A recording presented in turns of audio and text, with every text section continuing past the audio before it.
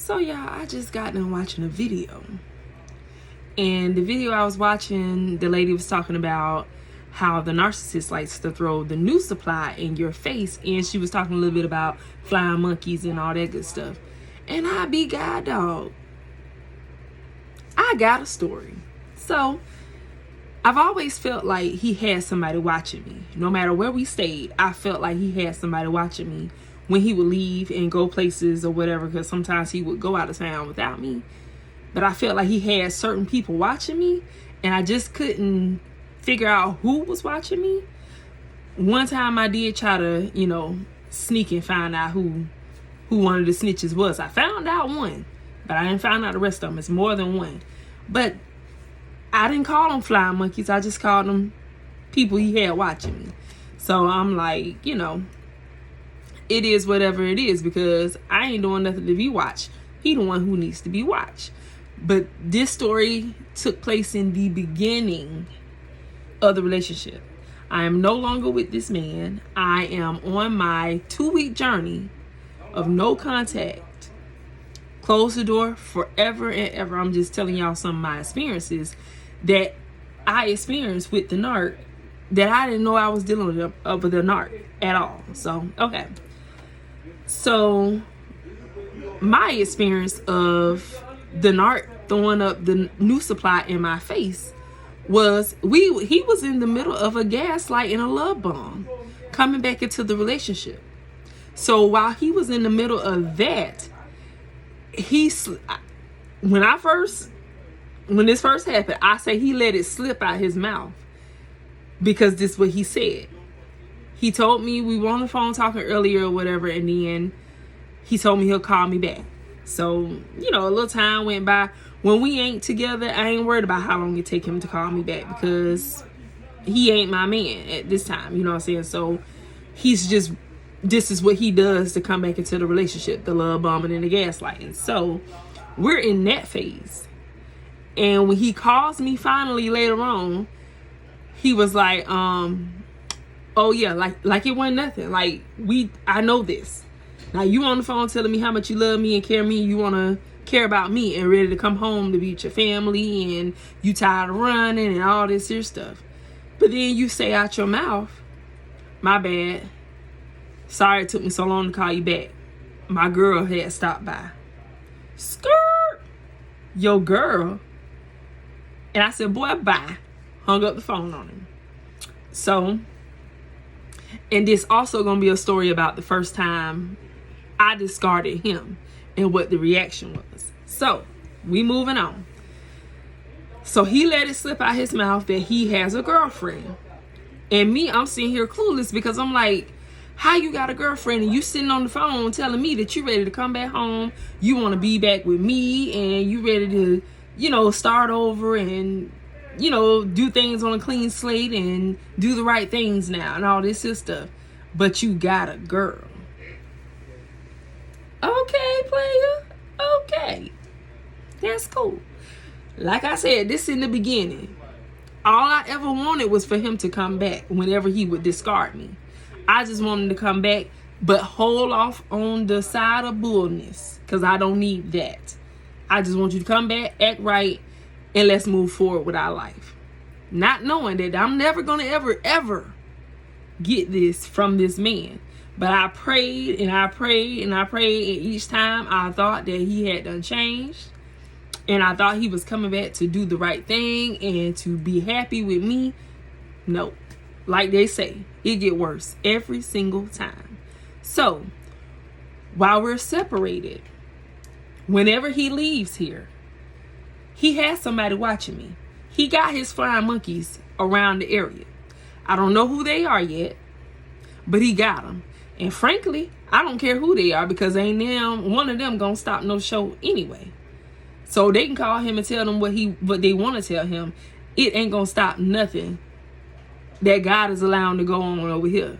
None of my blessings. If I do get a new man, whenever that does come about, he ain't gonna stop it like he normally had a effect on me or whatever. So your little flying monkeys can do whatever they want to do. They ain't stopping no show. But so one time he left to go out of town, and this was in the beginning of the relationship, and we were still staying in that hotel that I was telling y'all about with the girl who he was sneaking and buying the cigarettes for. So we were staying in that hotel, and one night he came back from out of town. He didn't call me, but I felt like he was on his way back home, and he just wasn't telling me, because he was saying little things, you know what I'm saying, to give hints that he on his way home. So I just happened to look out the window, and I looked out the window right on time because he was outside. And what I seen with my eyes looked like he was paying somebody who could have been a flying monkey who was looking after me while he was gone, because when he got out the car and the lady came walking towards him, he handed her some money, pointed up to the room window. She pointed to the window also. They don't see me. I'm standing behind the curtain. I don't even got the curtain all the way open. I'm literally just standing on the side, peeking out the corner of the curtain in the window. So they don't see me. They don't know I'm standing in this window. But they're having conversations about me because they're pointing to the room. So therefore, I'm feeling like he paid her to watch me, because she kept coming down to the room, you know, checking on me every day and everything while he was gone and things. So when he got back and I seen him hand her money, I'm like, okay, all right. She one of the ones he got watching me. Okay, I got something for that. So I ain't saying nothing. It is what it is. I ain't giving up my info that I'm getting, you know what I'm saying? Because I'm learning. Even though I went through hell with this man, I had some good times with him too. So we ain't gonna just make it seem like we ain't never had no good times. Even though everything is fake. Nothing is real with a narc. That's what I'm finding out. Even though everything was fake, he still gave me some good times. That still don't change the fact that he did me dirty all at the same time. So I have stories. I'm telling you guys my experience with a narc. It's not going on right now. These are things that have happened to me in the past that got me to the place that I am in now, where I see better, that I've made up in my mind that I'm going to let this thing go because it ain't doing me no good. It ain't taking me nowhere. It's only benefiting him. But in the end, if I had stayed in it, somebody was going to get hurt, because it was ending up going to that place. It was either going to be me or either be him. And I'm telling you, the way that I was feeling this time around, it was about to be him. So I went ahead and just gone ahead and cut it. Even though he felt like he was discarding me, I had already discarded him Thanksgiving Eve. But I gave him that. I let you walk out because you good at doing that. So go ahead, walk on out, sir. The door is yours. But it's going to be locked when you go out that door. Ain't no more coming back. Because I made this clear before he came back this last time. This is it, sir. I ain't got no more chances for you. If you blow this one here, you just SOL. I'm sorry, but not sorry. And that's just what I told him. So he hung in there for a good minute, y'all. Round of applause. He hung in there being nice. Not acting narcissistic, but being the person that I fell in love with. He lasted for longer than he ever have without going into the attitudes and doing all the crazy nonsense that he did. He did that. So I give him that applause. That's the only applause he gonna get. I ain't giving him no more. Anyways, so now we moving back to him and his girl. So after he tells me that, I hang up the phone on him because I'm just like, I know you ain't just tried me like that, but why wouldn't he try me? He done tried me in every other way. I know that's what y'all gonna say. Why wouldn't he? He done tried you in every other way and you done allow him to try you that way. Why wouldn't he try you like that? Well, he did. Was I feeling some type of way? Heck to the yes, I was. I was feeling a whole lot of type of ways. Because I'm sitting here like, bro, you lied. You said you wasn't going to be with nobody else. You said you was going because you needed space. You needed time to think. That's what you told me. So I was believing that that's what you was doing, because I give you the benefit of the doubt until I see otherwise. I had never heard of any other women being around when he would leave on these breaks. I assumed there were women, but I had never, came face to face with one. So I actually sat here and was on the other side of the fence. So now I'm the old supply looking in on the new supply and how things are going with them. Firsthand, I'm telling you, after I hung up on him and I ignored him for a couple of days or whatever, some kind of way he reeled me back in and we was back talking, and he was like, we just roommates at this point, and she just eye candy and it ain't nothing serious, you know what I'm saying, ... all the things that I should have took and ran with, but I didn't run because now I'm feeling defensive. Now I got a problem with the new supply, which I shouldn't even be mad at her. It's him I should be mad at, but I'm mad at both of them. So yeah, no, I stuck around to see, and I'm glad I did. And I'm gonna tell you why. Because I learned a lot by sitting on the other side of the phone, listening to the same exact things that he was doing to her. He was definitely doing it to me. And when they say the new supply ain't getting nothing better than what you was getting, they not. When they say that you a grade A supply, you'll know if you stick around long enough to find out. I must have was grade A supply because he was trying to get that girl to do things that I did. He wanted her to cook like I cooked.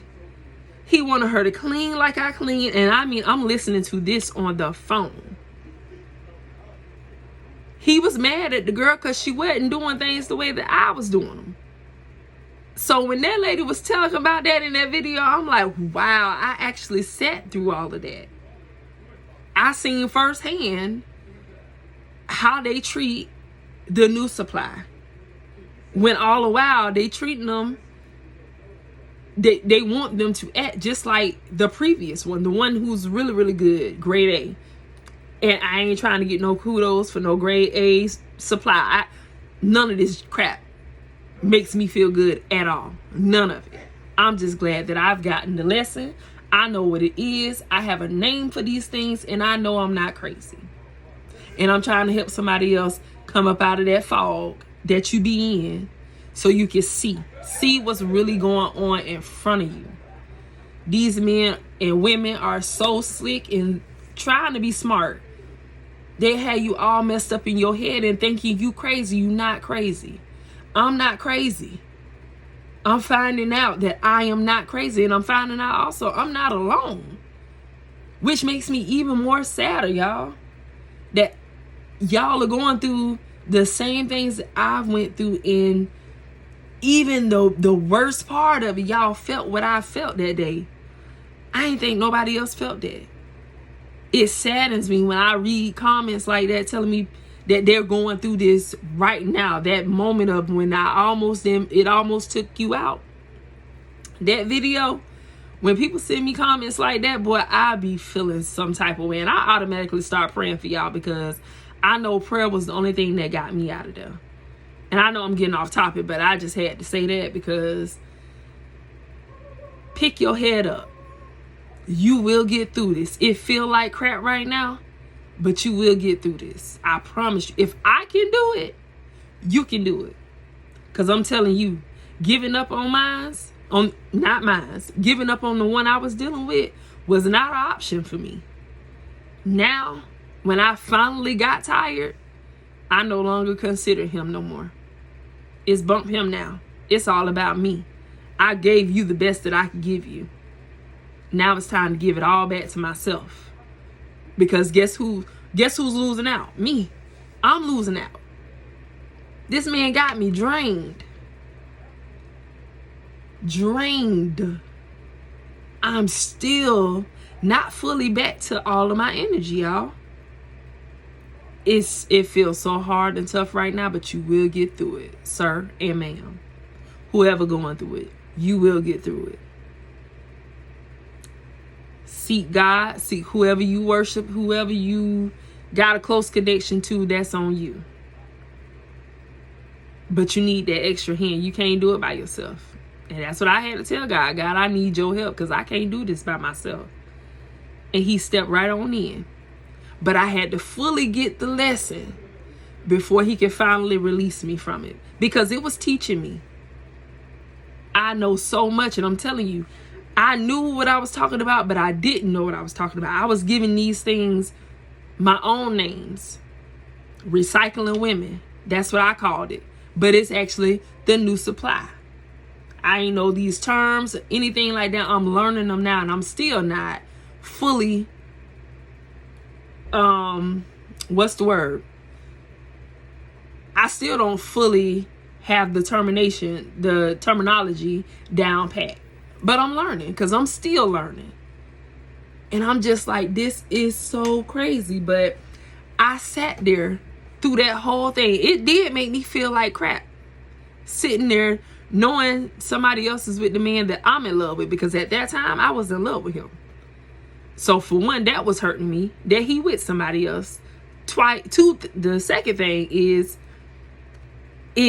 I'm thinking he treating her better than what he treated me. Being that I was there to witness this, he was doing a little extra stuff that he was not doing with me. But now that I know he's a narcissist, he was doing that stuff to keep me hanging on that chain. Because now I'm going to sit here and be like, well, you didn't do all that with me, but you're doing it with her, so you must love her more than you love me. And whenever I would say that, his famous line is, how I'ma love her more than I love you? You was here first. ... Why that stuff made me feel good inside, I don't know why. I was still in the fog, y'all. Going through the motions. But I needed to see that. And I seen it.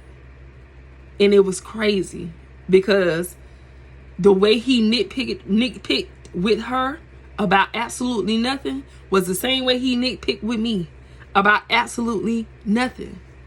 He did a lot of the same things that he did to me to her, but because he wanted to dress it up, it seemed like, oh, what we got going on over here is better than what we had going on over here because she do this and she does that. You don't do this and you don't do that. So he was comparing us, but putting me in a conflict with myself. Like, okay, well, maybe I need to be like that. You know what I'm saying? It is crazy, y'all. The waves are crazy with a narc. But I've experienced it. When that lady said that about how they like to throw the new supply in your face, he did that. So, he go to kicker. So he with this girl, with the new supply. I said, well, you know what? I'm going to go ahead and move on. I'm going to dust my hands with it and move on. This the first attempt. I'll tell you about the second attempt because he did something different in another video. So this the first attempt of me calling myself want to discard him or walk away or whatever. So I did, and I left him alone for maybe a week or so. No, it wasn't like that. No. After I told him I dust my hands with it and, you know, he do him and I do me, it is what it is. I'm going to go out and find what's best for me. He was just like, all right, enjoy your life, be safe. His favorite line. So I go out and I run into a little old friend or whatever. And so I kick it with an old friend. Flying monkeys again. They see me with the friend, they run and tell him. As a matter of fact, it's the 4th of July. That's it.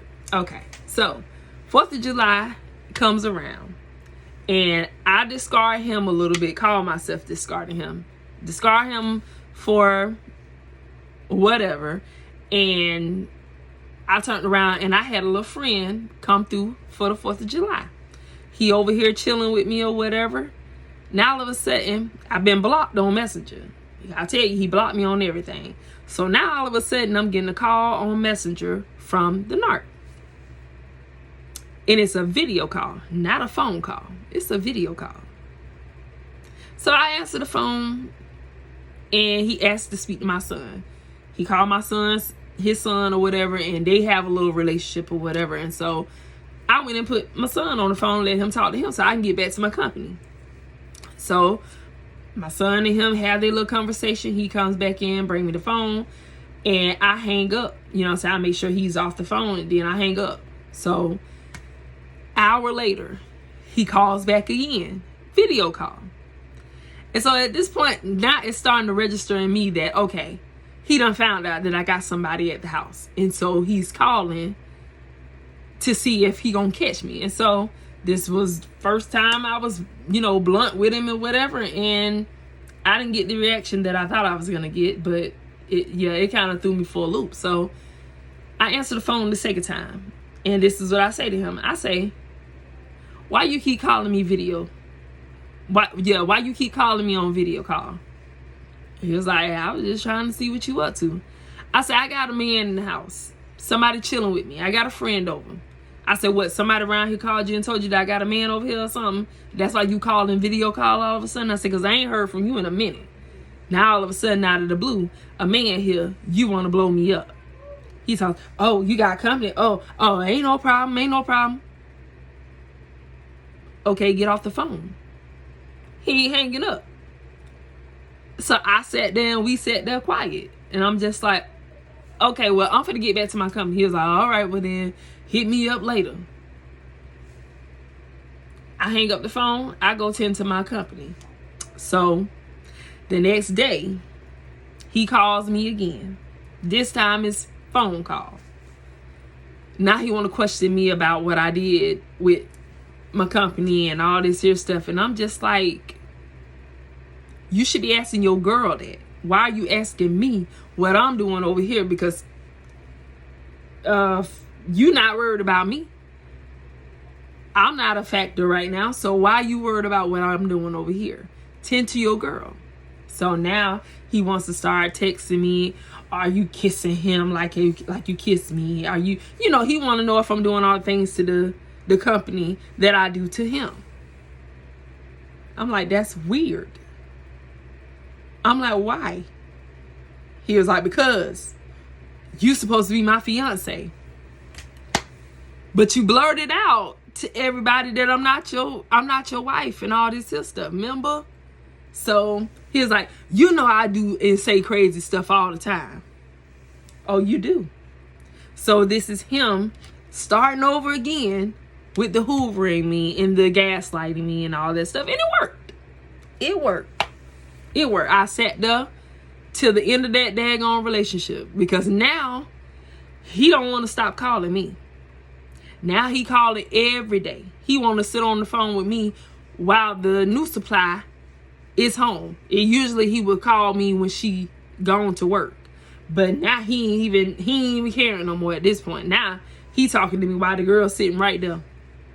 But he was doing the same thing to me. So I got to see that. I got to see exactly how he played his game, what he was doing to me while he was over here with me, and all that good stuff. So, I learned a lot from this narc. So I have a lot of red flags to look for whenever I start back dating again. So it ain't gonna be as easy no more. You know what I'm saying? And I'm learning, and I'm telling you guys, you will too. If you're still in it, pay attention. If you're running across videos talking about it, and some of your stuff is starting to match up, and it sounds just like you over there, I would just think twice. And if you ain't went through that roller coaster of feeling like you ain't gonna make it, trust me, you don't want to go there. It ain't a good feeling. Everybody whose story I done read about have the same effect. You can't breathe. You're fighting anxiety. You're going crazy in your mind. You don't want to be there. So catch it before you get to that point, because I'm telling you, that's a low place. But maybe, just maybe, that's where God got to take you to get you to come on back to him. Because I'm telling you, it worked for me. I ain't going to sit here and proclaim that I'm super duper saved, but trust and believe I have a relationship with God. And because of him, I wouldn't be here right now doing this, trying to wake up other people. I'm telling you, prayer changes things, y'all. If you can't find strength to do it for nothing else, you need to call on Jesus. Whoever it is you serve, call on them and ask them for help and guidance to pull you through. And they will. I'm telling you, if they did it for me, if God did it for me, do the same thing for you. But yeah, I went through all of that to learn some things. To learn that, hey, I don't ever want to devalue myself like that again for nobody. Because that's what it's a whole lot of, devaluing yourself. I know my worth now. And baby, I'm going to sit my behind down, heal correctly, do what I need to do for me so that way I am better for when my real husband finally show up. I used to say, I'm going to set the grass on fire so he don't miss me. What's for you ain't going to miss you. My husband ain't going to miss me. But I'm right here if you looking for me, baby. No, let me stop. I'm just messing with y'all. Y'all learn I am very, very goofy. I love to laugh. I love to make people laugh. I'm very goofy. But y'all have a wonderful day and be blessed and still know that you will get through this. If I did it, you can do it. I believe in you. Have a good day.